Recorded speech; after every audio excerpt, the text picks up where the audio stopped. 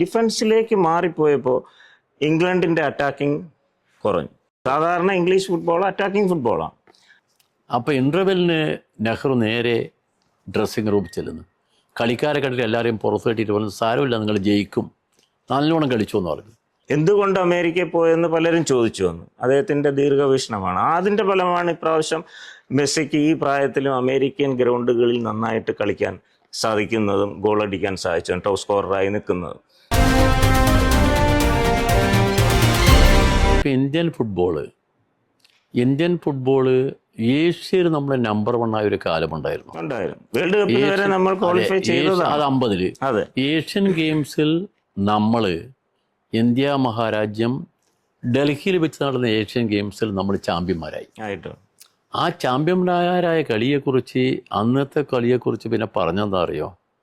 പണ്ഡിറ്റ് ജവഹർലാൽ നെഹ്റു അദ്ദേഹം കളി കാണാൻ വന്നു. അന്ന് പ്രധാനമന്ത്രിയാണ്. കളി കണ്ട് ഇൻ്റർവെൽ വരെ ഗോളൊന്നും അടിച്ചില്ല. അപ്പോൾ ഇൻ്റർവെല്ലിന് നെഹ്റു നേരെ ഡ്രസ്സിങ് റൂമിൽ ചെല്ലുന്നു. കളിക്കാരെ കണ്ടിട്ട് എല്ലാവരെയും പുറത്ത് കെട്ടിയിട്ട് പറഞ്ഞു, സാരമില്ല നിങ്ങൾ ജയിക്കും, നല്ലോണം കളിച്ചു എന്ന് പറഞ്ഞു. ആ ഒരു ആത്മവിശ്വാസത്തിൽ അവർ കളിച്ച് അന്ന് ജയിച്ച് ഇന്ത്യ. അപ്പം ഏഷ്യയിൽ നമ്മൾ കൊള്ളാവുന്നൊരു ടീമായി മാറിയതാ. ഈ ഏഷ്യയിൽ എത്രയാ സ്ഥാനം എന്നുള്ളത് ഞാനിപ്പോൾ പറയണല്ലോ, താങ്കൾക്കറിയാലോ. എന്നാൽ വേൾഡിൽ നമ്മൾ 139 റാങ്ക്. എന്ത് പറ്റി? അവിടെയാണ് ഒരു ഭരണാധികാരിയുടെ നിശ്ചയദാർഢ്യം എന്ന് പറയുന്നത്. നമ്മളിപ്പോൾ എല്ലാ ഭരണാധികാരികളും ഇപ്പം കാണുന്നുണ്ടല്ലോ. ഇപ്പം കളി കാണാൻ അവിടെ വരുന്നത് ഭരണാധികാരികളാണ് വരുന്നത്. അവരെ പ്രോത്സാഹിപ്പിക്കുന്ന കളിക്കാരെ. ആ ഒരു ബന്ധം എന്ന് പറഞ്ഞാൽ നമ്മുടെ രാജ്യത്തിലെ ജനജീവിതവും ഈ കളിയും തമ്മിലൊരു ബന്ധമുണ്ട് എന്ന ബോധ്യം അവരെ ആദ്യം നയിക്കണം. അതിന് പകരം അധികാരം എന്ന് പറയുന്ന മറ്റു പല ആവശ്യത്തിനുള്ളതെന്ന് മാത്രം ധരിക്കുന്നതല്ല. ജനതയുടെ സന്തോഷവും സംതൃപ്തിയും അവരുടെ ജീവിതവും അധികാരികളുടെ പ്രധാനപ്പെട്ട അജണ്ടയായിരിക്കണം. അതല്ല എന്നുള്ളത് ഇപ്പോൾ കാണുന്നത്. അതുകൊണ്ട് നമ്മളെ രാജ്യത്തിൻ്റെ ഈ ഗതി ഇപ്പം താങ്കൾ പറഞ്ഞിപ്പം നമ്മളെ കളി ഇപ്പോൾ കണ്ടല്ലോ. കളി ഇപ്പം നമ്മളെ മുമ്പിൽ ഇപ്പോൾ 2 കളി ഇപ്പോൾ കഴിഞ്ഞല്ലോ. ഈ കഴിഞ്ഞ കളികളിലെല്ലാം നോക്കിയപ്പം എൻ്റെ മനസ്സിനകത്ത് ഈ 2 കളികൾ കണ്ടപ്പം, താങ്കൾ ടെക്നിക്കലായിട്ട് അറിയുന്ന ഒരാൾ, എനിക്ക് അത്രത്തോളം അറിയില്ലല്ലോ.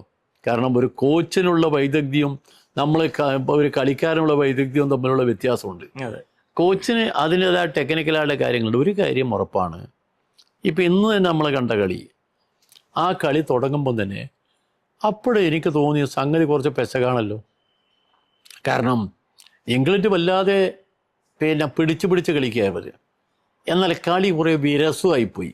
ആദ്യ റൗണ്ട് ഒരു ഗോൾ അങ്ങോട്ട് അടിച്ച്, ആ അടിച്ചതിന് ശേഷം പിന്നെ തിരിച്ചടിക്കാനുള്ള വലിയ മട്ടമൊന്നും കണ്ടില്ല. 2ാം ഗോൾ അവസാനം ഒരു 10-12 മിനിറ്റ് അവർ കളിച്ചത്. അർജൻറ്റീനയുടെ കളികൾ നിങ്ങൾ നോക്കിക്കോ, അടുത്ത കാലത്ത് നടന്ന കളികൾ അവസാന ഘട്ടത്തിൽ അവർ കയറി വരുന്നത്. അതെന്തുകൊണ്ടാ? അതാ ഞാൻ നേരത്തെ പറഞ്ഞു, അവരുടെ ആ ഒരു കാരണം അവർക്ക് ബോധ്യമുണ്ട് നമുക്ക് തിരിച്ചടിക്കാന്ന്. ആ ബോധ്യമായി ഇവിടെ കണ്ട 2 ഗോളും നല്ല ഗോളുകളായിരുന്നു. അതെ, തീർച്ചയായും നല്ല ഗോളുകളായിരുന്നു. എന്നാൽ നേരെ അപ്പുറത്ത് നോക്കിയാൽ സ്പെയിനിൻ്റെ കളി നിങ്ങൾ ശ്രദ്ധിച്ചോ? സ്പെയിനിൻ്റെ കളി ഞാനൊരിക്കലും അങ്ങനെ ഉദ്ദേശിച്ചില്ല. അവർ കളിക്കളം അവർ അടക്കിയുമാണ് സ്പെയിന്. എന്തൊരു പാസിൻ്റെ കണക്ടിവിറ്റിയാണ് അവർ. എന്താ അവർക്ക് എല്ലാ ലക്ഷ്യത്തിലും വളരെ കൃത്യമായ ബോധ്യമുള്ളവരവർ. അപ്പോൾ സ്പെയിൻ എന്ന് പറയുന്ന രാജ്യം ഇത്തവണ നമുക്ക് വേൾഡ് കപ്പിൽ ഇപ്പോൾ ഇവർ 4 റാങ്കുകാരാ ഈ സെമിയിലെത്തിയവർ. അപ്പം നമുക്കാണെങ്കിൽ വേൾഡ് കപ്പ് നേടിയ രാജ്യങ്ങൾ എന്ന് പറഞ്ഞാൽ 8 രാജ്യങ്ങൾ വേൾഡ് കപ്പ് നേടിയിട്ടുള്ളത്. അതിൽ തന്നെ ഏറ്റവും കൂടുതൽ നേടിയ നമ്മളെ ബ്രസീലാണ്. 58, 62, 70 മുതൽ 5 തവണ. മാത്രമല്ല യൂൾട്രമേ കപ്പ് എന്ന് പറയുന്ന ഏറ്റവും വില കൂടിയ കപ്പ് ഇപ്പം ബ്രസീലിൻ്റെ കയ്യിലാണ് ഉള്ളത്. പക്ഷെ സാധനം കയ്യിലില്ല, അത് മോട്ടാവുണ്ട്. ഇപ്പോൾ ഡ്യൂപ്ലിക്കേറ്റ് കപ്പാണ് ഉള്ളത്. അപ്പം അങ്ങനെ ലോക ഫുട്ബോളിൽ മനുഷ്യ സ്നേഹത്തിൻ്റെ ഒരു മന്ത്രവും ദൈവത്തിൻ്റെ സാന്നിധ്യമെന്ന അവരെ മനോഗതിയും ഒരുമിച്ച് ചേർന്നുകൊണ്ട് ഫുട്ബോൾ നടത്തുന്നത് അവർ ബ്രസീലുകാരാണ്. അവരിപ്പം ഗോലാൻ കുന്നിൻ്റെ മുകളിലുണ്ട് യേശുവിൻ്റെ വലിയ പ്രതിമ, 2 കൈകളും ഉള്ള നീട്ടിയപ്പോൾ ആ പ്രതിമ കണ്ടിട്ട് അവർ പറയുന്നതെന്ന് പറഞ്ഞാൽ, ദൈവം നമ്മുടെ കളീകനെ കണ്ടിട്ട് ആഹ്ലാദത്തോടെ ഒരു പന്ത് ഇങ്ങോട്ടടിച്ചതെന്ന് പറയാന്ന. എന്ത് ദൈവികമായ പരിവേഷം പറഞ്ഞാലും ദൈവം എന്ന് പറയുന്ന മനുഷ്യ മനസ്സല്ലേ. അപ്പോൾ മനുഷ്യ സങ്കല്പമല്ലേ. ആ സങ്കല്പവും മനുഷ്യ മനസ്സിൻ്റെ ഈ ജീവിതവും തമ്മിൽ ചേർത്തുകൊണ്ടല്ലേ ദൈവത്തിൻ്റെ സങ്കല്പം പോകുന്നത്. വിശ്വസിക്കുന്നവർക്ക് വിശ്വസിക്കാം, അല്ലാത്തവർക്കല്ല.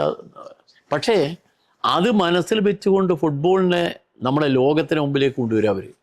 അപ്പം അതുകൊണ്ട് ഇത്തവണത്തെ ഫുട്ബോള് നമുക്ക്, താങ്കൾ നേരത്തെ പറഞ്ഞ പോലെ 48 പോയിട്ട് ഇപ്പോൾ 64 നമ്മൾ രക്ഷപ്പെട്ടു വരില്ല. കാരണം പ്രതീക്ഷിക്കാം ഏതെങ്കിലും ഒരു കാലഘട്ടത്തിൽ എന്നൊക്കെ നമ്മൾ ഉണ്ടാവുമെന്ന് അറിയില്ല. അത് അതിനുള്ള മാറ്റങ്ങൾ വരുത്തണം, മാറ്റങ്ങൾ വന്നേ മതിയാവും. ഇപ്പം ഞാൻ ചോദിക്കുക, കേരള ഫുട്ബോൾ ഇപ്പോൾ താങ്കൾക്ക് ഇപ്പോൾ അറിയാലോ, താങ്കൾ കേരളത്തിൻ്റെ ടീം നമ്മൾ വളരെ വിഷാദിച്ചിരിക്കുന്ന സമയത്താണ് ഒരു കപ്പുമായിട്ട് വന്നത് ഇവിടെ, സന്തോഷ് ട്രോഫി. സന്തോഷ് ട്രോഫി എന്ന് പറഞ്ഞാൽ ഇന്ത്യൻ ഫുട്ബോളിൻ്റെ ആധിപത്യമാണ് സന്തോഷ്. ആ കപ്പ് മിക്കവാറും ബംഗാളിൻ്റെ കയ്യിലുള്ളതാണ്. ബംഗാളാണ് എൻ്റെ ആള്. ബംഗാള്, സർവീസസ്, ഇവരൊക്കെയാണ് പ്രധാനികൾ എന്ന് പറഞ്ഞാൽ പട്ടാള ടീമാണല്ലത്. അപ്പം ആ ബംഗാൾ ഫുട്ബോളിനോട് ഏറ്റുമുട്ടാനും ജയിക്കാനുമുള്ള കഴിവ് കേരള ഫുട്ബോളിനുണ്ടെന്ന് കാണിച്ചു കൊടുത്തതാണ് നമ്മളെ സന്തോഷ് ട്രോഫിയിലെ നമ്മളെ വിജയങ്ങളുണ്ടായത്. അതോടുകൂടി എന്താ, ഒരുപാട് ആളുകൾ കൽക്കത്തയിലേക്ക് പോകും, മോഹൻ ബാഗയിലേക്ക് കൊണ്ടുപോകും. താങ്കൾ ഓർക്കുന്നുണ്ടോ എന്ന് എനിക്കറിയില്ല, കണ്ണൂരിൽ മുസ്തഫ എന്ന് പറയുന്ന ഒരു ഗോൾ കീപ്പർ ഉണ്ടായിരുന്നു. നല്ല പൊക്കമുള്ള ഗോൾ കീപ്പറാണ്, എന്നെപ്പോലെ പിന്നെ ഉള്ള ആരോഗ്യമുള്ള ഒരാളാണ്, വണ്ണം വളരെ കുറഞ്ഞിട്ട്. ആ ഗോൾ കീപ്പർ നമ്മൾ കണ്ണൂർ പ്രദേശ് ക്ലബിന് അദ്ദേഹം കോഴിക്കോട് സന്തോഷ് ട്രോഫിയിൽ വന്ന് ഒളിമ്പ്യൻ PK ബാനർജി അന്ന് സന്തോഷ് ട്രോഫിയിൽ റെയിൽവേ ടീമിനെ നയിച്ചുകൊണ്ട് വന്നതാണ്. അപ്പോൾ ബാനർജീൻ്റെ ഇടതുകാലുകൊണ്ടും വലതുകാലുകൊണ്ടുള്ള ഷാർപ്പ് ഷൂട്ടില്ലേ, പൂ പോലെ പിടിച്ച് ജനങ്ങളും മുഴുവൻ ആരവങ്ങളായി. മുസ്തഫ ആ കളിയിൽ ഡ്രോ ആയി നമ്മൾ കേരളമായിട്ട്, ആര് ഈ പിന്നെ റെയിൽവേ ടീം. ആ ഡ്രോ ആയതിനു ശേഷം ഉടൻ തന്നെ കൽക്കത്ത ടീം അപ്പോൾ തന്നെ പറഞ്ഞ് നീ ഇങ്ങോട്ട് പോരും. മുഹമ്മദ് നേരെ പോയി. ഇന്ത്യയുടെ ഗോൾ കീപ്പറായി മുസ്തഫ. ഞാൻ പറഞ്ഞ അവസരങ്ങളാണ് ഈ കളിക്കാരെ കൊണ്ടുപോകുന്നത്, അവസരങ്ങളാണ് നമ്മളെ ടീമിനെ നമ്മൾ ബലപ്പെടുത്തുന്നത്. ആ അവസരങ്ങൾ ഇവിടെ ഇല്ലാത്തതുകൊണ്ടല്ല, ആ അവസരങ്ങൾ പ്രോത്സാഹിപ്പിക്കാൻ പറ്റിയ അധികാരികളില്ല എന്നുള്ള സത്യം. നമ്മൾ ബാക്കി കാര്യങ്ങളിൽ അപ്പുറത്തേക്ക് പോകേണ്ട, അപ്പുറത്തേക്ക് പോലും പിന്നെ രാഷ്ട്രീയമായി ചേർന്ന് പോകുമ്പോൾ ഒരു രാഷ്ട്രീയം ഇതില്ല. നമുക്കൊരു രാഷ്ട്രീയമേ ഉള്ളൂ, കളി.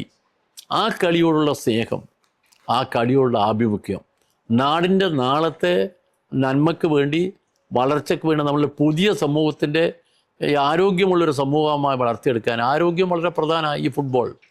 അപ്പം അതിന് കഴിയുമെന്നുള്ള കാര്യത്തിലാണ് എൻ്റെ ഒരു ആത്മവിശ്വാസം. അതാണ് നമ്മുടെ ലോകകപ്പിനെ കുറിച്ച് സാർ പറഞ്ഞ സ്ഥിതിക്ക് ഇപ്പോൾ കോച്ചെന്നുള്ള നിലയിൽ കുറച്ച് നമ്മൾ ആധികാരികമായിട്ട് പറയണമെന്ന് പറഞ്ഞതുകൊണ്ട് പറയാം. നമ്മുടെ ഇപ്പോൾ 2 സെമി ഫൈനലുകൾ പറഞ്ഞല്ലോ, സെമിയിൽ സ്പെയിനിൻ്റെ കളിയെക്കുറിച്ചും. ഇപ്പോൾ സ്പെയിനിനെയും ഫ്രാൻസിനെയും നമ്മൾ എടുത്തു നോക്കിക്കഴിഞ്ഞാൽ ലോകത്തിലെ ഏറ്റവും ബെസ്റ്റ് 2 ടീമുകളാണ്. അപ്പോൾ ആ 2 ടീമുകളിൽ എന്തുകൊണ്ട് ഫ്രാൻസിനെ പോലൊരു ടീം, ശരിക്കും ഈ പറഞ്ഞ വ്യക്തിപ്രതാപം, ഈ കളിക്കാരുടെ മികവ് കൊണ്ടാണ് ടീമുകൾ ജയിച്ചു വരുന്നതും ആരാധകർ കൂടുന്നതും, അങ്ങനെയാണല്ലോ. പക്ഷേ ഈ ഒരു കാലഘട്ടത്തിൽ നമുക്ക് കാണാൻ കഴിയുന്നത്, ഇപ്പോൾ സന്തോഷ് ട്രോഫിയുടെ ഒക്കെ കാര്യം പറഞ്ഞപ്പോൾ തന്നെ അതൊരു വ്യത്യസ്തമായ ടീമായിരുന്നു. പുതുതലമുറയ്ക്ക് അവസരം കൊടുത്ത് യുവരക്തം, ഒരു പ്രശസ്തിയും ഇല്ലാത്ത കളിക്കാർ വന്ന് കളിച്ച് നേടിയതാണ്. ആ ഒരു എഫക്റ്റ് ഈ ലോകകപ്പിലും കാണാൻ സാധിക്കുന്നുണ്ട്. കാരണം ഈ സ്പെയിന് ശരിക്കും പറഞ്ഞാൽ യമാൽ എന്ന് പറയുന്നത് വളരെ യങ് പ്ലെയറാണ്. പക്ഷെ ആ പേര് മാത്രമാണ് നമ്മുടെ മനസ്സിൽ ഉറച്ചു നിൽക്കുന്ന ഒരു കളിക്കാരൻ. ബാക്കിയുള്ളവരുടെ പേരൊന്നും ആർക്കും അത്ര, ക്യാപ്റ്റന്റെ പേര് പോലും ഓർമ്മയിൽ നിൽക്കുന്നില്ല.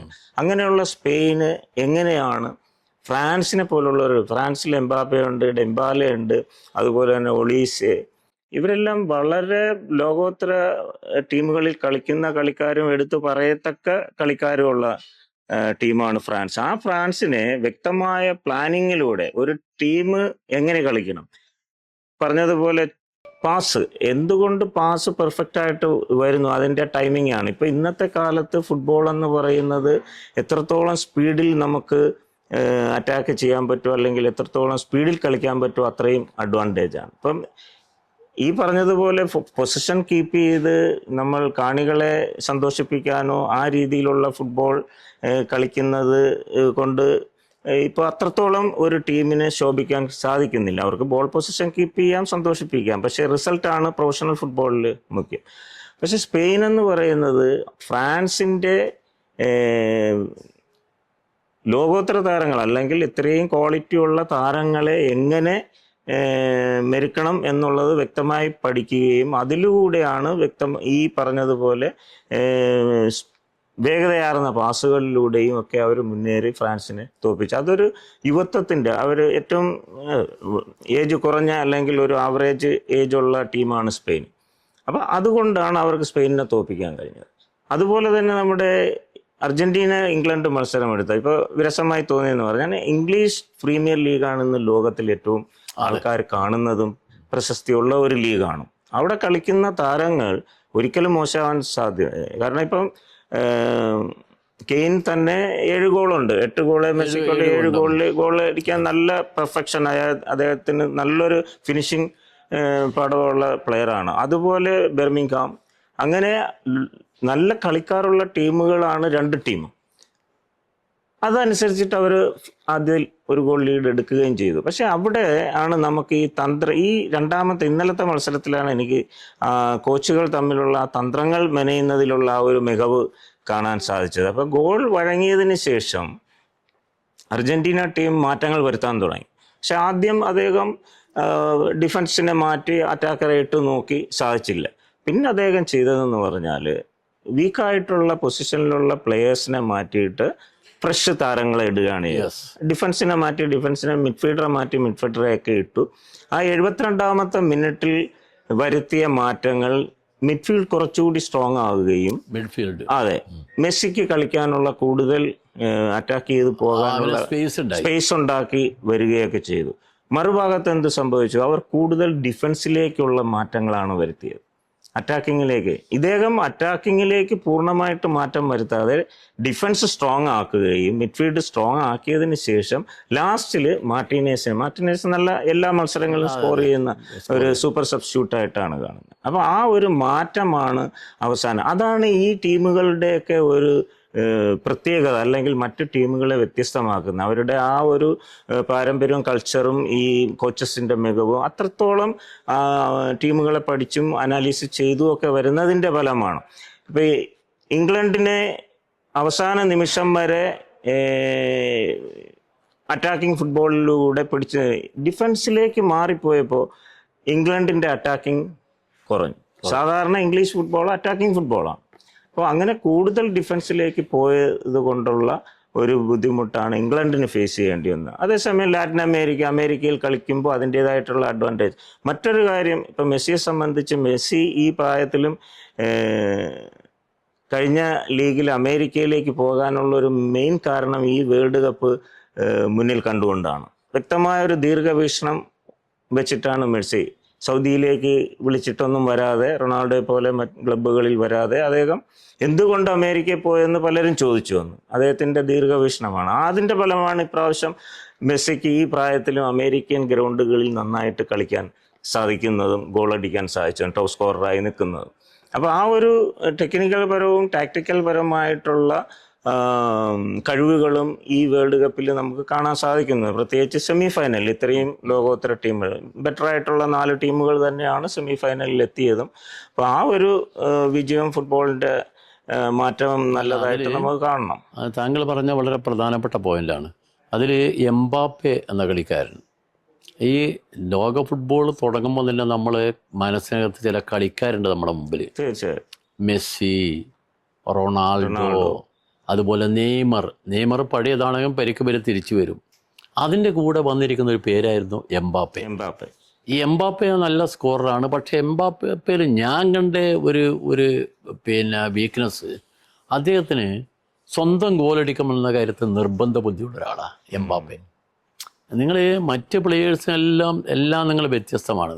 ഇപ്പം നെയ്മർ മിക്കവാറും മറ്റ് കളിക്കാർക്ക് നല്ല ചാൻസ് ഉണ്ടായി കൊടുക്കുന്ന ആളാണ് നെയ്മർ. ഈ കളിക്കാരെ കൂട്ടത്തിൽ ഇതായിരുന്നു. അവരെല്ലാം പോയി, രംഗത്ത് പോയി. ഇപ്പം മെസ്സി മാത്രമേ നമ്മുടെ മുമ്പിലുള്ളൂ. അപ്പോൾ ഈ കഴിഞ്ഞ 2 കളികൾ, അത് താങ്കളിപ്പോൾ പറഞ്ഞ 2 കളി, 2 സെമി ഫൈനലും പിന്നെ അപ്പുറം ഇപ്പുറവും, ആ 2 സെമി ഫൈനലിൽ ഒന്ന് ഈ ഫ്രാൻസിൻ്റെ തോൽവി നമ്മൾ പ്രതീക്ഷിച്ച തോൽവിയല്ല. ഫ്രാൻസ് അങ്ങനെ തോറ്റുപോകാൻ കാരണം എന്ന് പറഞ്ഞാൽ താങ്കൾ പറഞ്ഞതിന് മികവാണ്. അതിൻ്റെ അകത്ത് ഒന്ന് ടീം കമ്പൈനിങ് ടീം. ആ കമ്പൈനിങ് ടീമിൻ്റെ ഏറ്റവും പ്രധാനപ്പെട്ട ഘടകം എന്ന് പറഞ്ഞാൽ മിഡ്ഫീൽഡാണ് ഏറ്റവും പ്രധാനം. അതവർ ശരിക്കും ഉപയോഗിച്ച് മിഡ്ഫീൽഡ് പോയിട്ട് സ്പേസ് ഉണ്ടാക്കുക. ആ സ്പേസ് ഉണ്ടാക്കിയ സ്പേസിലൂടെ ഇവർ കയറുക. അത്ര കണക്റ്റഡ്. ഞാൻ പാസ് മാത്രമല്ല, അവർ പാസ് ചെയ്യുകയും പന്ത് കിട്ടിയാൽ പറ്റുമെങ്കിൽ ഒരാളെ ഡ്രിബിൾ ചെയ്ത് കൊണ്ടുപോകാൻ എന്താ വഴി നോക്കും, എന്നിട്ട് പന്ത് കാലിന് പോവാതെ രക്ഷപ്പെടും ഒന്ന്. അപ്പം ഇത് ചേർന്നുകൊണ്ടുള്ള ഒരു കളിയായിരുന്നു പിന്നെ നടന്ന കളി. അപ്പം ആ കളീൻ്റെ ഒരു ഗുണമാണ് ഇത് രണ്ടും നമ്മൾ പ്രതീക്ഷിച്ച ടീമല്ല വന്നത്. ഇപ്പം എന്നോട് പലരും പോകും പറഞ്ഞിരുന്നത് ഇംഗ്ലണ്ട് ജയിക്കും, ഇംഗ്ലണ്ട് നല്ല ടീമാണ്, ജയിക്കും എന്ന്. പക്ഷേ ഇംഗ്ലണ്ട് ഉദ്ദേശിച്ച് ജയം എന്ന് പറയുന്നത് സ്കോറിങ്ങിലാണല്ലോ. ആ സ്കോറിങ് വേണമെങ്കിൽ അതിന് പറ്റിയ അടവുകളും തന്ത്രങ്ങളും വേണമല്ലോ. അടവുകളും തന്ത്രങ്ങളും താങ്കൾ പറഞ്ഞ പോലെ ചില സമയത്ത് ഒരു കളിക്കാരൻ്റെ മാറ്റമായിരിക്കും ഇതുണ്ടാവുക. ഫ്രാൻസ് നിങ്ങൾ ഓർമ്മയില്ലേ, ഫ്രാൻസിന് പിന്നെ ഈ അർജന്റീനയായിട്ടുള്ള ഫൈനൽ, വേൾഡ് കപ്പിലെ ഫൈനൽ, ആ ഫൈനലിൽ ഏറ്റവും മികച്ച ഗോളടി വീരനായിരുന്ന പിന്നെ ഇവനെ ക്ലോസയെ മാറ്റിയിട്ട് ഗോഡ്സയെ കൊണ്ടുവന്ന് അവസാനം 2 മിനിറ്റ് മുമ്പ് അവൻ ഗോൾ അടിച്ച് ജയിച്ചു പോയി. അതൊക്കെ കോച്ച് എന്ന് പറയുന്നത് താങ്കളെപ്പോലുള്ള കോച്ചിൻ്റെ ബുദ്ധിയും തന്ത്രവും എല്ലാം അവിടെയാണ് കാണുന്നത്, കളി ജയിക്കാൻ വേണ്ടിയുള്ള തന്ത്രം. അപ്പോൾ നമ്മൾ ഈ 2 മത്സരങ്ങളും കണ്ടപ്പോൾ നമുക്ക് തോന്നിയ ഒരു കാര്യം അതാണ്. അതുകൊണ്ട് ഇനി ഫൈനൽ എന്ന് പറയുന്ന പ്രവചനത്തിന് ഞാനില്ല, താങ്കൾ പ്രവചിച്ചു എന്ന് എനിക്കറിയില്ല.